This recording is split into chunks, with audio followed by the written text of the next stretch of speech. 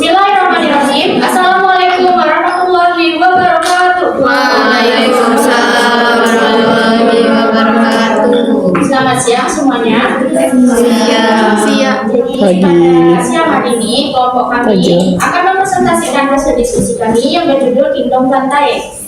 Baik, sebelum memulai diskusinya, izinkan kami dari kelompok 3 ingin memperkenalkan diri. Saya Jinda Ratna Zahara dengan NIM 2403030071 sebagai moderator dan bersama rekan saya Siska Ambarsari dengan NIM 2403030080. Saya Yuliana Bobis dengan NIM 2403030065. Saya Victoria dan Teguh dengan NIM 24030018. Rarimi dengan NIM 24030302. dan ada satu teman kami yang tidak dapat hadir karena berhalangan sakit, yaitu Suci Purnamasari dengan NIM 2403030013. Baik, materi pertama. Tapi sebelum memasuki materi pertama yang akan kita bahas pada presentasi kali ini, yaitu ada pengertian tentang Kingdom Plantae. Yang kedua ada ciri-ciri dan struktur Kingdom Plantae, dan yang ketiga ada anatomi Kingdom Plantae, dan yang keempat ada morfologi Kingdom Plantae, dan yang kelima kita juga akan membahas habitat dan penyebaran Kingdom Plantae, dan yang keenam, yang terakhir kita akan membahas reproduksi pada Kingdom Plantae. Baik, langsung saja kita ke materi pertama, yaitu tentang pengertian Kingdom Plantae yang akan didiskusikan, yang akan dipresentasikan oleh Rena Victoria. Kepada Rena dipersilakan. Baik, terima kasih kepada moderator. Materi pertama kita akan membahas apa sih itu Plantae. Jadi Plantae ini adalah kingdom dalam ilmu taksonomi selain Animalia, Fungi, Protista, dan juga Monera. Nah, jadi Kingdom Plantae ini merupakan organisme eukaryotik multiseluler yang memiliki dinding sel dan juga klorofil. Nah, klorofil inilah yang berfungsi dalam proses fotosintesis untuk memproduksi makanannya sendiri, sehingga tumbuhan Plantae ini dikenal dengan organisme autotrof. Kingdom Plantae ini dibagi menjadi 3 filum atau 3 divisi. Yang pertama itu ada Pteridophyta atau tumbuhan paku, kemudian ada Bryophyta atau tumbuhan lumut, dan juga ada Spermatophyta atau tumbuhan berbiji. Nah, Spermatophyta ini dibagi lagi menjadi 2, yaitu Angiospermae, biji tertutup, dan juga Gymnospermae, biji terbuka. Kemudian kita masuk ke ciri-ciri dan juga struktur dari Kingdom Plantae. Yang pertama itu autotrof. Nah, Plantae ini merupakan organisme autotrof atau bisa membuat makanannya sendiri karena dia ini memiliki klorofil yang berfungsi dalam proses fotosintesis. Kemudian terdapat dinding sel yang terbuat dari selulosa. Jadi selulosa ini terdapat dalam tumbuhan sebagai bahan pembentuk dinding sel dan juga serat tumbuhan. Kemudian bereproduksi secara aseksual dan juga seksual. Aseksual ini contohnya seperti dengan tunas, cangkok, dan juga steak. Kemudian kalau seksual ini dia menggunakan putih dan juga benang sari. Kemudian ciri selanjutnya itu tersusun dari multiseluler dan juga eukaryotik. Jadi multiseluler itu maksudnya tersusun dari banyak sel, sedangkan eukaryotik itu berarti dia memiliki membran inti. Kemudian memiliki pergiliran keturunan atau metagenesis. Jadi metagenesis pada Kingdom Plantae ini merupakan siklus hidup suatu tumbuhan yang menampilkan suatu pergiliran generasi, di mana siklus tersebut tersusun dari generasi gametofit yang merupakan individu multiseluler yang menghasilkan gamet haploid, serta generasi sporofit yang merupakan individu multiseluler yang menghasilkan spora yang dihasilkan oleh sel penghasil spora atau disebut dengan sel sporogenik. Kemudian dia juga memiliki akar yang berguna untuk menyerap air dan memperkokoh tumbuhan. Kemudian memiliki daun untuk mengumpulkan sinar matahari yang digunakan untuk menghasilkan glukosa. Kemudian memiliki bunga sebagai alat reproduksi seksual yang tadi sudah dijelaskan, itu ada pucuk dan juga benang sari. Kemudian dapat menyimpan cadangan makanan dalam bentuk amilum atau pati dan dia tuh bisa memperoleh makanan dengan cara fotosintesis yang dibantu dengan cahaya matahari yang tadi jelasin bahwasannya si kingdom planta ini merupakan organisme autotrof yang bisa membuat makanannya sendiri. Nah, mungkin itu aja materi yang dapat saya sampaikan. Selebihnya saya kembalikan kepada Bapak. Baik, selanjutnya ada materi morfologi lantai yang akan dipresentasikan oleh Yulianti dan Citra Arigi. Kepada Yuni dan Citra dipersilakan. Sekarang saya akan menjelaskan tentang morfologi kingdom lantai. Nah, morfologi tumbuhan itu sendiri adalah ilmu cabang biologi yang mempelajari tentang struktur fisik tubuh tumbuhan. Nah, kata morfologi itu berasal dari bahasa Latin yaitu morfologi yang berarti morfus bentuk dan logos adalah ilmu.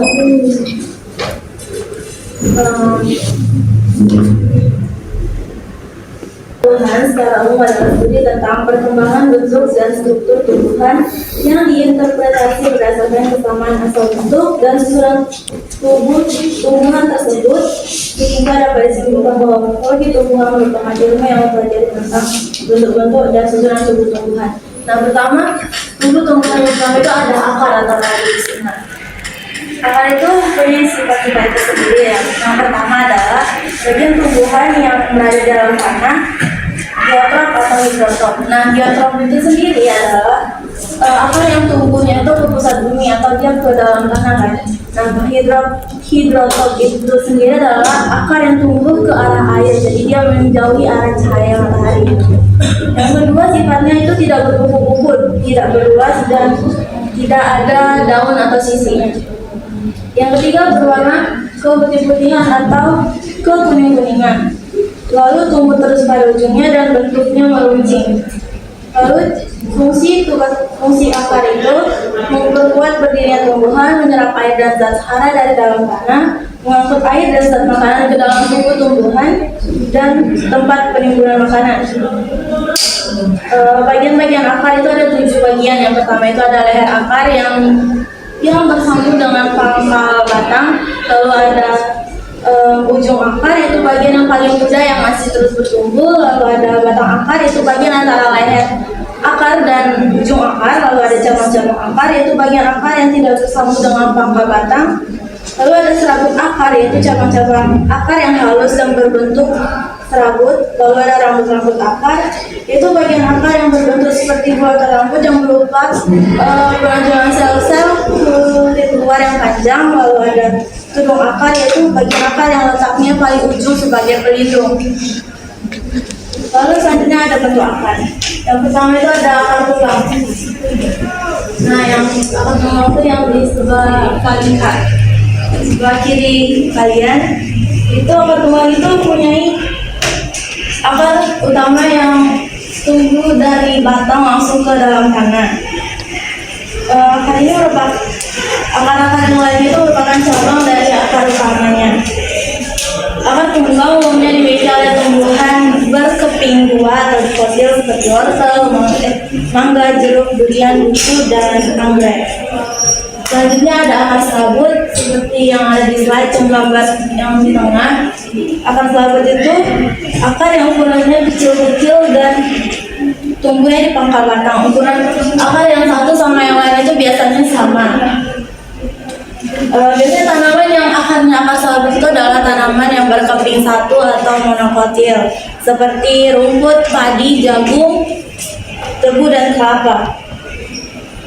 Lalu yang ketiga ada akar udara atau akar gantung. Itu akarnya itu keluar dari tanah, kayak gak di tanah, terus dia menggantung di udara. Jadi tumbuhnya itu makin panjang ke arah tanah. Contohnya itu ada pohon beringin. Selanjutnya ada akar penghisap. Nah, biasanya akar penghisap ini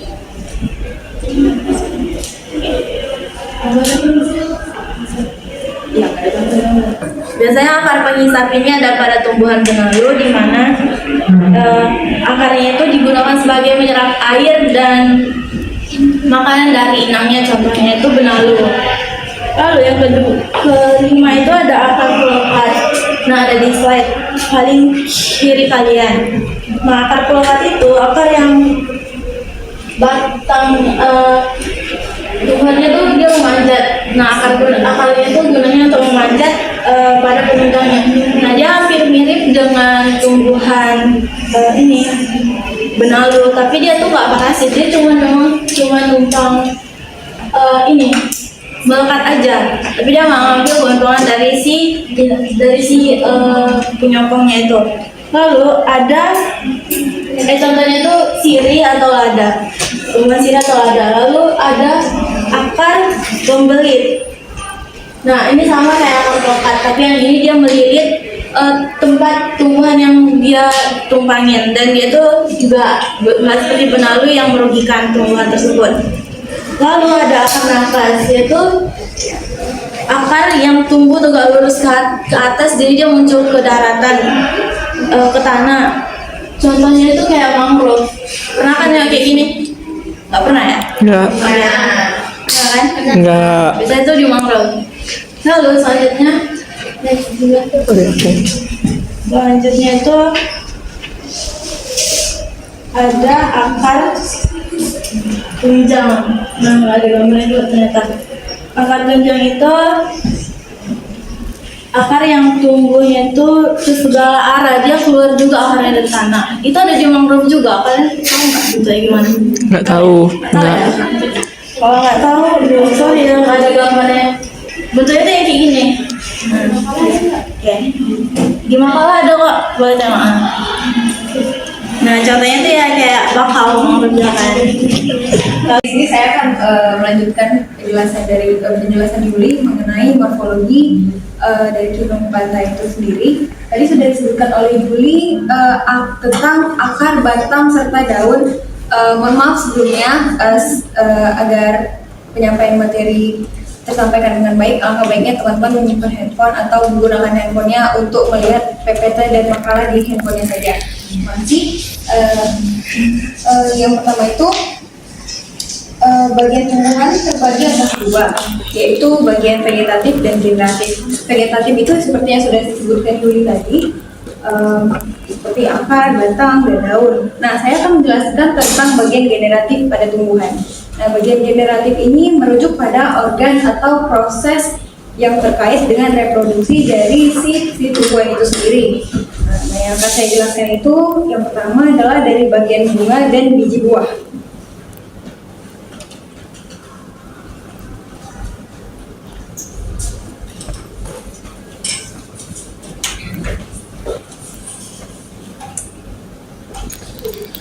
Sebelum suatu tumbuhan mati, biasanya dihasilkan suatu alat yang nantinya dapat menggantikannya menjadi tumbuhan baru. Nah, alat-alat yang demikian dinamakan alat-alat perkembangbiakan yang dibedakan menjadi dua golongan, yaitu bersifat vegetatif dan yang bersifat generatif. Nah, seperti yang kita ketahui, mungkin kalau kita pikir bunga itu yang ada di pikiran kita hanya seperti mawar atau melati atau asoka atau sebagainya, tapi sebenarnya bunga itu nggak hanya seperti itu. Seperti yang mungkin teman-teman lihat, kayak sebelum mangga itu berbuah, dia berbunga dulu, atau jambu yang bentuk bunga itu macam-macam. Dan yang namanya bunga tidak hanya nggak melulu yang tentang kelopak doang gitu kan. Nah, berdasarkan letak dan susunannya, bunga dibedakan menjadi bunga yang susunannya menurut garis spiral, misalnya pada bunga cempaka. Lalu ada bunga yang bagian-bagiannya tersusun dalam lingkaran, seperti misalnya bunga terong dan bunga bakung. Ada pula bunga-bunga yang sebagian bagiannya dalam lingkaran dan sebagian lagi tersusun secara spiral, misalnya pada bunga sirsak. Nah, berdasarkan jumlah bunga dan data letaknya pada suatu tumbuhan, bunga menghasilkan tumbuhan yang hanya menghasilkan satu bunga saja disebut dengan bunga tunggal atau planta uniflora. Sedangkan yang menghasilkan bunga banyak disebut dengan planta multiflora. Jika suatu tanaman hanya menghasilkan satu bunga saja, biasanya bunga tersebut hanya pada ujung batang. Nah, seperti yang kita tahu kayak mawar gitu kan. Menurut tempatnya, pada tumbuhan bunga dapat dibedakan menjadi bunga yang pada ujung batang yang disebut floss terminalis, itu biasanya pada bunga kembang merak. Lalu ada bunga yang berada di ketiak daun, misalnya pada bunga kembang satu atau kembang telang. Lalu ada tumbuhan yang memiliki banyak bunga. Tadi kan udah ada uniflora, sekarang ada tumbuhan yang memiliki bunga banyak, yang letaknya itu dapat dibedakan, ada yang terpencar, yang terpisah-pisah, itu disebut flores sparsi. Contohnya itu pada bunga pukul 4, sama kayak yang disebut Yuli tadi. Terus ada bunga yang berkumpul membentuk suatu rangkaian dengan susunan yang beraneka ragam, itu ada pada Anthochasis atau inflorescentia, itu bunga majemuk, yaitu bunga matahari dan kembang merak lagi. Terus di bunga majemuknya lagi,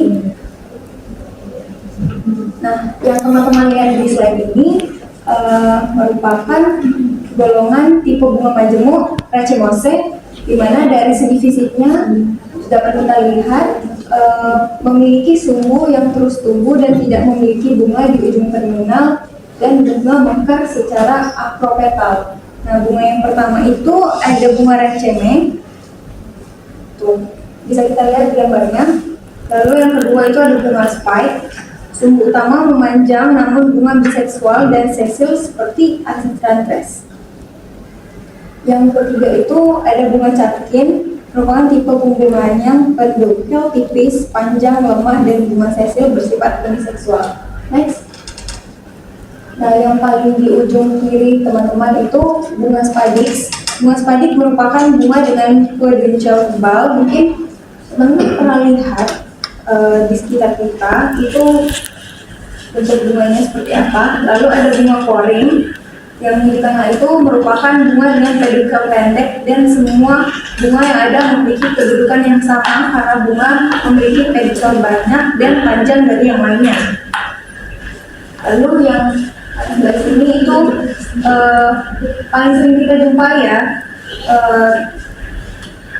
bunga inflorescens pedunkel bercabang. Nah, setiap cabang memiliki kelopak bunga, maka tipe hubungan ini disebut dengan koring dan jemuk. Tipe seperti ini ditemukan selain pada tanaman ini Coba apa mana ini?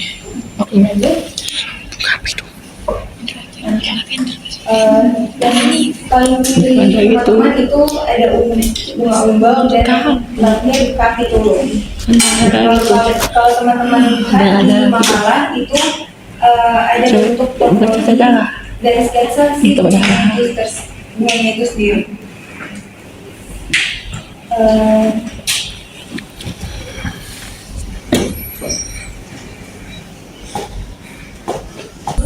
Bunga merupakan saraf yang terkondensasi untuk menjadi organ reproduktif. Bagian-bagian di mana munculnya bunga disebut dengan bracts. Bunga memiliki tangkai bunga atau panjang yang disebut dengan peduncle. Lalu bagian peduncle memiliki bentuk mengembang yaitu swollen. Lalu spherical atau conical yang disebut thalamus atau receptacle. Lalu daun-daun yang disebut sempal, petal, stamen, dan carpel. Itu teman-teman bisa lihat pada makalah, bisa di zoom itu.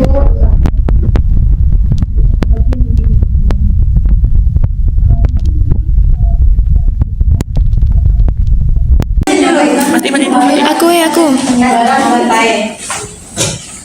Di sini bentuk rangkaian ini memiliki masing-masing karakteristik yang khas serta tumbuhannya yang bervariasi. Ada yang hidup di darat, di permukaan tanah, di tempat yang lembab, ataupun endemik mereka untuk di tumbuhan yang lain maupun di darat. Jadi di sini ada klasifikasi rangkaian yang dibagi menjadi 3 divisi, yaitu pertama ada tumbuhan endemik. Jadi tumbuhan endemik mereka ini relatif kecil, biasanya hampir semua jenis tumbuhan ini hidup di kering, namun kebanyakan tumbuh ini menyukai tempat-tempat yang lembab. Yang kedua itu ada tumbuhan paku. Tumbuhan paku ini merupakan suatu definisi tumbuhan yang jenisnya memiliki hormos, artinya tumbuhan dengan akar yang dibedakan dalam 3 bagian, yaitu akar, batang, dan daun. Berdasarkan cara hidupnya, tumbuhan kawi ini ada yang hidup di atas tanah ataupun ada yang hidup di tumbuhan yang lain ataupun disebut epifit. Yang ketiga itu ada tumbuhan berbiji. Tumbuhan berbiji ini memiliki tingkat keanekaragaman tinggi dengan sebaran di seluruh dunia dan merupakan kelompok tumbuhan yang hidup di darat yang memiliki akar, batang, dan daun sejati. Tumbuhan sperma yang ada tumbuhan berbiji ini memiliki dua kelompok besar, yaitu tumbuhan berbiji tertutup dan tumbuhan berbiji terbuka. Berdasarkan taksonomi pada tumbuhan berbiji tertutup mempunyai dua kelas, yaitu monokotil, dan tumbuhan berbiji yang terbuka mempunyai liliopsida dan dikotil. Tumbuhan berbiji ini mempunyai manfaat yang sangat besar, antara lain sebagai makanan pokok, sayuran, bahan sandang, serta bahan obat-obatan. Biasanya tumbuhan berbiji ini hampir yang menyukai tempat-tempat yang kering. Mungkin itu saja yang dapat saya jelaskan.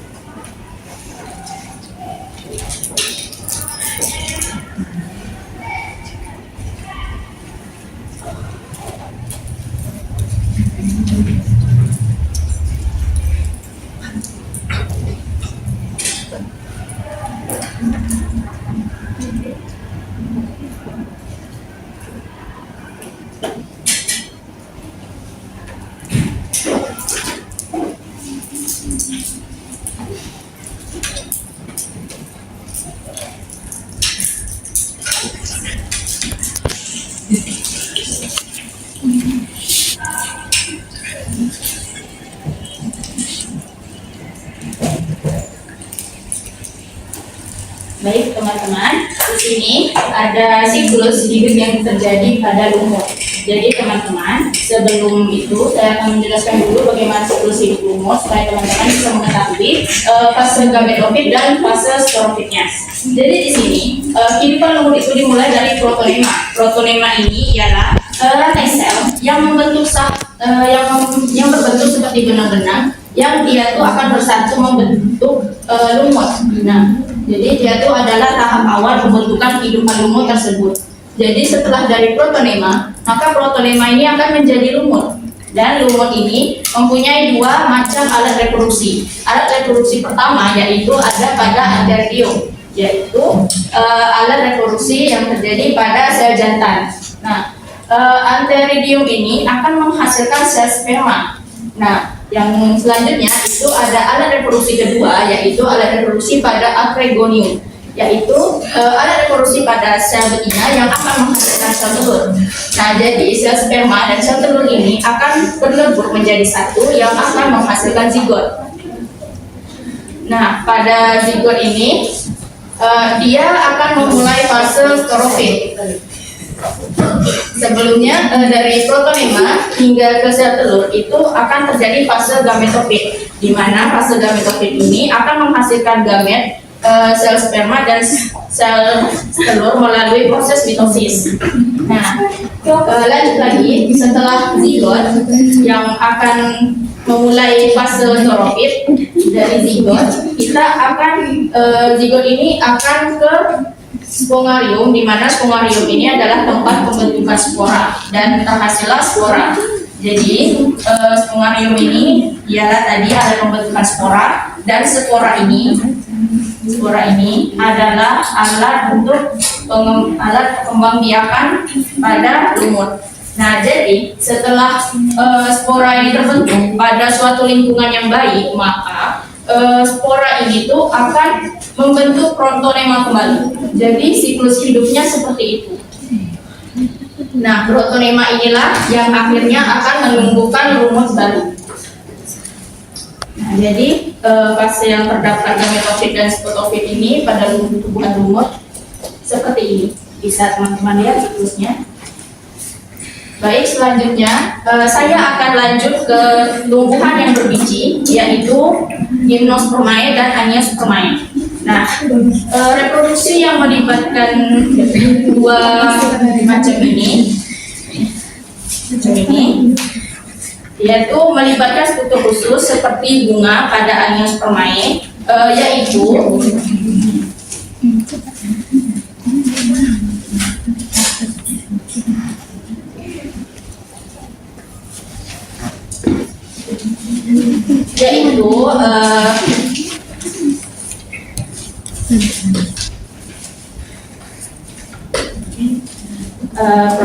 Angiospermae ini adalah biji yang mengandung biji tertutup, tumbuhan yang memiliki bunga sebagai alat perkembangan biakannya secara generatif, yang biasanya tumbuhannya ini itu memiliki biji tertutup dan mengalami pembuahan ganda. Sedangkan pada Gymnospermae ini yaitu tumbuhan yang menghasilkan biji, yang biasanya bijinya itu terbuka atau mengalami pembuahan tunggal. Nah, jadi saya jelaskan sedikit mengenai Gymnospermae dan Angiospermae. Secara Angiospermae dan Gymnospermae ini dia tuh mengalami reproduksi yang lebih kurang sama. Jadi mungkin saya akan membuat gambarnya satu kali saja.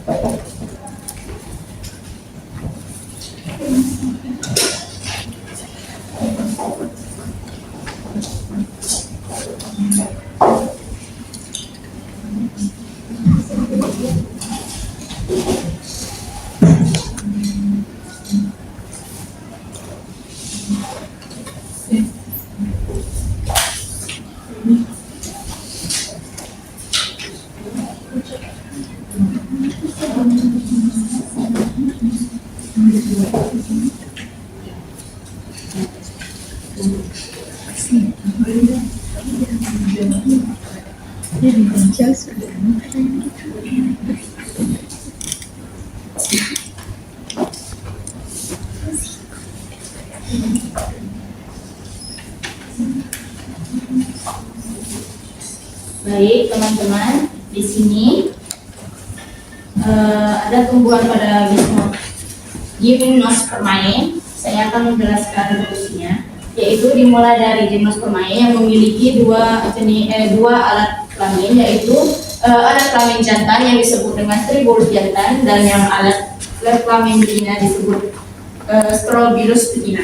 Jadi pada Strobilus jantan ini dia akan ke Microspongalium, yaitu yang merupakan kantung serbuk sari. Jadi setelah dia ke mikrosporium ini, dia akan ke sel induk mikrospora. Nah, setelah ke sel induk mikrospora, dia akan ke mikrospora, yang dimana mikrospora ini merupakan tahap awal serbuk sari atau struktur awal dari atau serbuk yang dari serbuk sari yang muda. Nah, setelahnya mikrospora ini akan menghasilkan serbuk sari melalui gematofit jantan. Gematofit jantan ini dia alat yang digunakan mikrospora untuk menghasilkan serbuk sarinya. Nah, setelah itu serbuk sari ini akan menyebar dan dia akan menyebarkan serbuk sarinya, dan setelahnya dia akan membentuk tabung serbuk sari. Nah, setelah serbuk sari ini terbentuk, maka serbuk sarinya akan menghasilkan spermatozoid. Nah, seperti itu. Nah, pada siklus betina dia tidak sama seperti seperti siklus probilus jantan, karena dia tidak menghasilkan serbuk sari, tetapi dia langsung dari gametofit betinanya menghasilkan sel telur. Caranya juga sama seperti stobus jantan, dari awalnya bisa dilihat dia akan menghasilkan megasporangium yang lebih kurang sama dengan mitotubulus, dan setelahnya akan melalui sel induk megaspora dan akan menghasilkan megaspora. Megaspora juga akan menghasilkan sel telur melalui gametofit betina. Nah, jadi seperti itu. Jadi setelahnya spermatozoid ini akan menghantarkan atau mengirimkan serbuk sari ini ke sel ovum untuk dibuahi. Dan setelah keduanya dibuahi, maka akan menghasilkanlah zigot. Setelah zigot, dia akan dibungkus lagi di dalam biji yang berbentuk seperti embrio, dan embrio ini yang akan membentuk biji. Jadi seperti itu proses produksi reproduksi pada gimnospermae. Nah, selanjutnya kita akan memasuki reproduksi pada amniospermae yang lebih kurang juga sama, hanya bedanya dari bawah sini dari baik, kita ganti ulang. Perbedaannya bahwa dari penyebutan alat kelaminnya dia beda, yaitu benang sari kepada yang alat kelamin jantannya, dan yang betinanya itu disebut dengan nukit.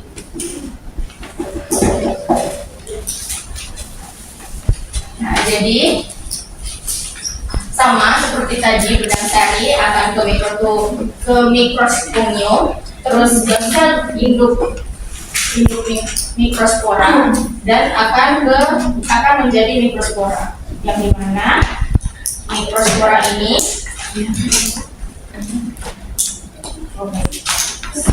tapi mikrospora ini akan membentuk serbuk sari, dan setelahnya akan menyebarkan serbuk sarinya dan membentuk tabung sari. Tetapi pada proses tabung sari ini terjadi sebuah perbedaan, di mana tabung serbuk sari ini akan melalui dua proses, yaitu inti generatif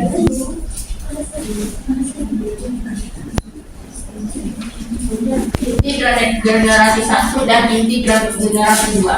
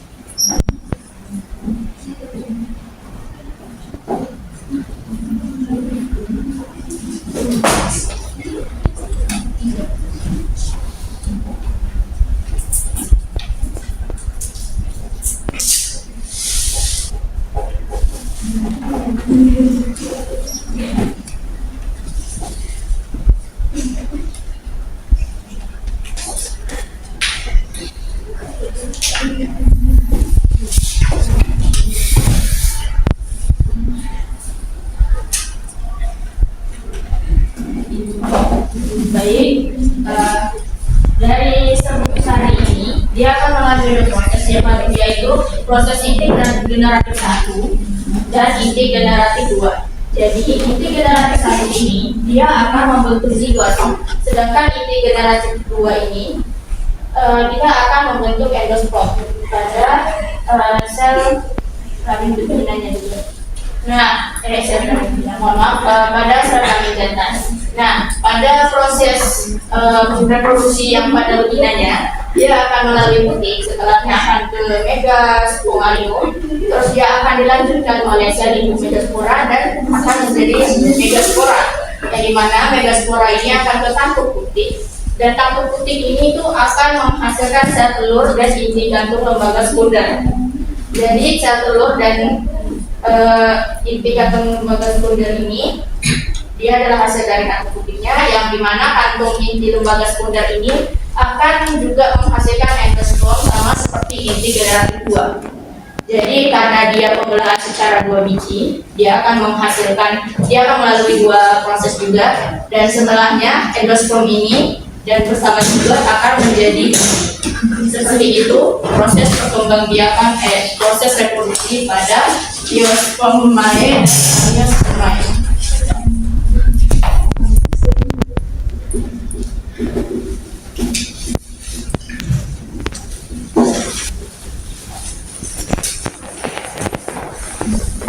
Baik, setelah saya menjelaskan dari tumbuhan yang tidak berbiji maupun berbiji, selanjutnya kita akan melanjutkan yang tadi ada perkembangan seksual maupun aseksual. Yang seksualnya sudah saya jelaskan, sekarang kita masuk ke seksual yang ke aseksualnya.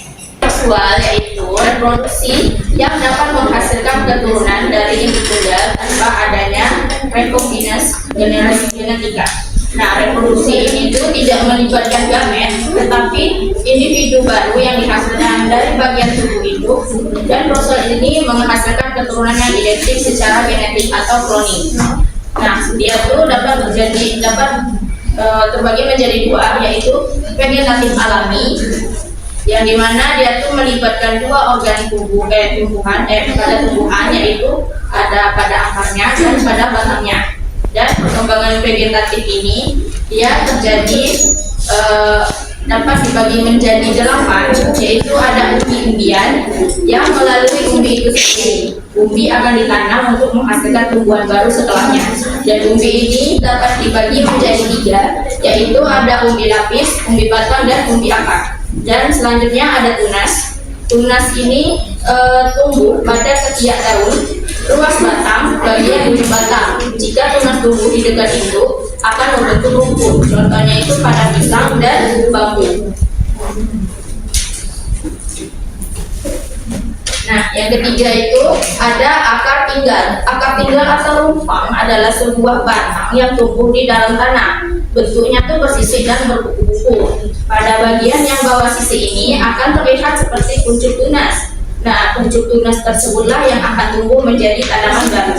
Nah, contohnya itu seperti jahe, kunyit, kencur, dan lengkuas.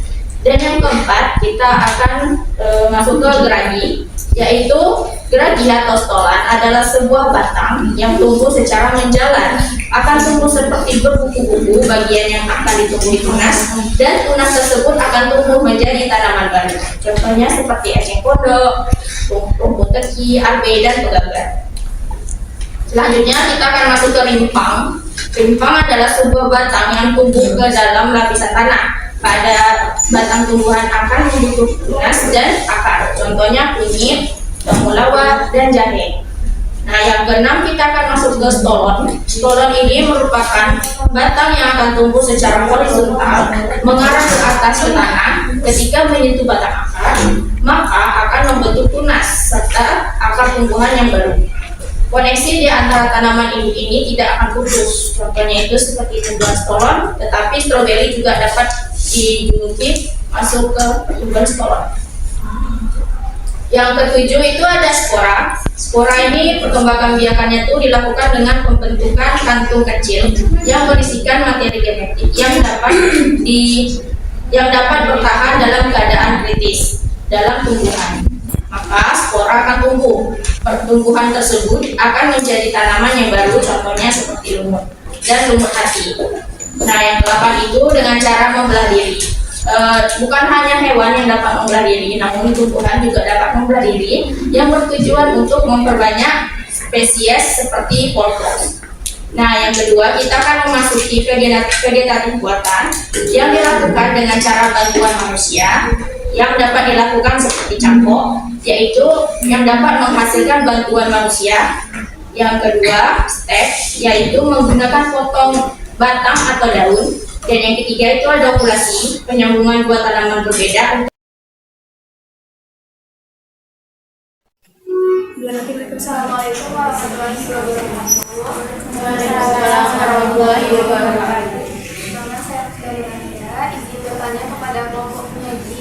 Tadi kelompok penyaji sudah menjelaskan bahwa salah satu ciri kilau pohon itu bersifat autotrof, yaitu bisa menghasilkan atau memproduksi makanannya sendiri. Nah, seperti yang kita ketahui bahwa tidak semua daun tumbuhan berwarna hijau, yang artinya tidak semua tumbuhan memiliki klorofil. Nah, pertanyaannya, bagaimanakah tumbuhan berdaun kuning atau merah memproduksi makanannya sendiri? Apakah prosesnya sama dengan tumbuhan berwarna hijau? Terima kasih. Baik, terima kasih kepada tim penyaji. Tadi kan tim penyaji sudah menjelaskan tentang morfologi daun ya. Jadi daun itu memiliki bentuk dan ukuran yang beragam. Kayak pohon mangga, dia itu kayak mirip. Terus pohon singkong memiliki daun yang jari. Nah, pertanyaannya, bagaimana variasi dalam morfologi daun tersebut seperti perbedaan bentuk dan ukuran mempengaruhi efisiensi dari proses fotosintesis? Sekian, terima kasih. Baik, seperti yang sudah dibahas dalam materi, plastik merupakan organisme multiseluler yang menghasilkan makanan dengan proses fotosintesis. Nah, di dunia ini terdapat negara yang memiliki 4 musim, yaitu musim semi, musim gugur, musim dingin, dan musim panas. Pertanyaannya, bagaimana perubahan musim mempengaruhi pola fotosintesis dan keseimbangan karbon di negara 4 musim tersebut? Baik, di sini saya akan menjawab pertanyaan dari Nusia. Tadi pertanyaannya, salah satu ciri dari limbah lantai itu bersifat autotrof. Nah, seperti yang kita ketahui bahwa tidak semua daun tumbuhan berwarna hijau, yang artinya tidak semua tumbuhan memiliki klorofil. Lalu, bagaimanakah tumbuhan daun kuning atau merah tersebut memproduksi makanannya sendiri? Apakah prosesnya sama dengan tumbuhan berwarna hijau? Nah, jadi tumbuhan berwarna kuning atau merah itu sebenarnya masih tetap melakukan fotosintesis meskipun meskipun warnanya itu enggak hijau. Jadi daun yang berwarna kuning ataupun merah sebenarnya itu masih tetap memiliki klorofil, tapi dengan jumlah yang lebih sedikit dibandingkan dengan daun yang memiliki warna hijau. Selain itu, daun tersebut mungkin memiliki pigmen lain seperti karotenoid yang memberikan pigmen warna kuning atau orange, dan juga antosianin yang memberikan warna merah ataupun ungu. Kemudian mengenai proses fotosintesisnya, meskipun daun berwarna kuning ataupun merah mungkin tidak seefisien daun hijau dalam menangkap cahaya matahari karena jumlah klorofilnya yang lebih sedikit. Tapi mereka itu masih bisa melakukan fotosintesis karena pigmen lain seperti yang tadi disebutin, ada pigmen karotenoid dan juga pigmen antosianin yang dapat membantu dalam penyerapan cahaya dan juga perlindungan terhadap stres oksidatif, meskipun fungsi utamanya itu bukan untuk proses fotosintesis itu sendiri. Kemudian mengenai efektivitas dalam proses fotosintesisnya, kemungkinan besar memang kurang efektif dibandingkan dengan tumbuhan yang memiliki daun hijau dengan klorofil yang melimpah. Namun tumbuhan ini dapat mengimbangi keefektifannya dengan mekanisme lain seperti pertumbuhan yang lebih cepat atau mekanisme adaptasi yang memungkinkan mereka memperoleh nutrisi dari sumber lainnya. Itu saja jawaban dari saya. Saya kembalikan ke moderator. Baik, terima kasih kepada Rena. Selanjutnya pertanyaan dari Silma yang akan dijawab oleh Citra Aini. Oh iya, baik, terima kasih Rena untuk telah menjawab pertanyaan. Bagaimana teman-teman, apakah jawaban Rena ada yang ingin menambahkan atau ada yang ingin menyanggah? Terima kasih kepada Rena yang sudah menjawab. Jadi dari jawaban Rena, saya dapat menyimpulkan bahwa tumbuhan yang berwarna kuning atau merah itu masih memiliki klorofil, namun jumlahnya lebih sedikit, dan untuk prosesnya itu lebih lambat dibandingkan dengan tumbuhan yang berwarna hijau karena klorofilnya tadi yang jumlahnya lebih sedikit. Terus kalau tumbuhan berwarna kuning atau merah itu berarti mereka memiliki pigmen lain yang memberikan zat warna kepada mereka. Terima kasih. Saya akan menjawab pertanyaan dari Azahra. Pertanyaannya itu, bagaimana variasi dalam morfologi daun seperti bentuk dan ukuran mempengaruhi efisiensi fotosintesis? Nah, jawabannya itu, ukuran daun mempengaruhi luas tumbuhan yang tersedia untuk menangkap cahaya dan berkeluar gas. Bentuk daun juga berperan dalam distribusi cahaya, efisiensi penangkapan energi matahari, dan sirkulasi udara. Nah, tumbuhan dengan daun kecil atau berbentuk unik sering mengatur distribusi daun pada cabang morfologi kanopi. Nah, untuk mengurangi tumpah tindih, sehingga semua daun mendapat cukup cahaya. Nah, strategi ini itu yang dapat meningkatkan efisiensi fotosintesis secara keseluruhan. Jadi, bagaimana kepada para audiens? Apakah jawaban dari saya ada yang ingin menambahkan atau ada yang ingin menyanggah? Terima kasih kepada tim penyaji. Jadi bisa saya simpulkan bahwa ukuran daun dan bentuk daun itu mempengaruhi efisiensi dari fotosintesis, karena ukuran daun yang semakin lebar itu dia makin mudah untuk menyerap cahaya matahari. Dan juga tadi disebutkan oleh Dinda bahwa daun yang berukuran kecil itu dia akan mengatur posisinya sehingga proses fotosintesisnya itu lebih efisien. Terima kasih. Baik. Baik, saya akan menjawab pertanyaan dari Sima. Pertanyaannya, mana yang merupakan organisme multiseluler yang menghasilkan makanan dengan proses fotosintesis? Di dunia ini terdapat negara yang memiliki 4 musim, yaitu musim semi, musim gugur, musim panas, dan musim dingin. Nah, pertanyaannya, bagaimana perubahan musim mempengaruhi pola fotosintesis dan keseimbangan karbon di negara-negara 4 musim tersebut? Perubahan musim di negara 4 musim mempengaruhi pola fotosintesis dan keseimbangan karbon. Seperti kita ketahui, pada saat fotosintesis matahari sangat berperan penting dalam proses fotosintesis itu sendiri. Yang kita ketahui pada saat musim dingin dan musim gugur, intensitas cahaya matahari cukup kecil. Nah, keseimbangan pada saat perubahan musim di negara 4 musim memengaruhi pola fotosintesis dan keseimbangan karbon. Pada saat musim semi dan musim panas, fotosintesis meningkat karena suhu hangat, sinar matahari melimpah, dan daun jadi subur. Tanaman menyerap lebih banyak karbon dioksida sehingga keseimbangan karbon cenderung positif.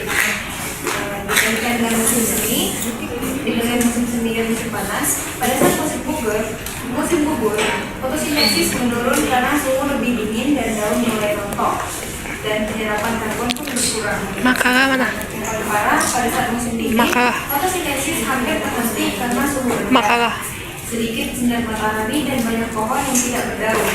Tanaman menjadi sumber karbon akibat pelepasan karbon dari respirasi dan dekomposisi. Nah, secara keseluruhan, pola ini menciptakan fluktuasi musiman dalam penyerapan dan pelepasan karbon. Mungkin itu saja jawaban yang dapat saya sampaikan dari pertanyaan semua. Apakah di antara teman-teman ada yang ingin menambahkan dan menyanggah? Dah. Baik, terima kasih pada pemateri. Dapat saya simpulkan, jadi ketika musim semi dan musim panas, fotosintesis meningkat karena suhu hangat, sinar matahari melimpah, dan daun tumbuh subur sehingga karbon cenderung positif. Dan musim gugur, fotosintesis menurun karena suhu lebih dingin dan daun mulai rontok. Dan pada musim dingin, fotosintesis hampir terhenti karena suhu rendah, sedikit sinar matahari, dan banyak pohon yang tidak berdaun. Baik, terima kasih. Teman-teman yang dapat partisipasi pada diskusi hari ini, saya tutup. Wabillahi taufiq wal hidayah. Wassalamualaikum warahmatullahi wabarakatuh. Waalaikumsalam warahmatullahi wabarakatuh.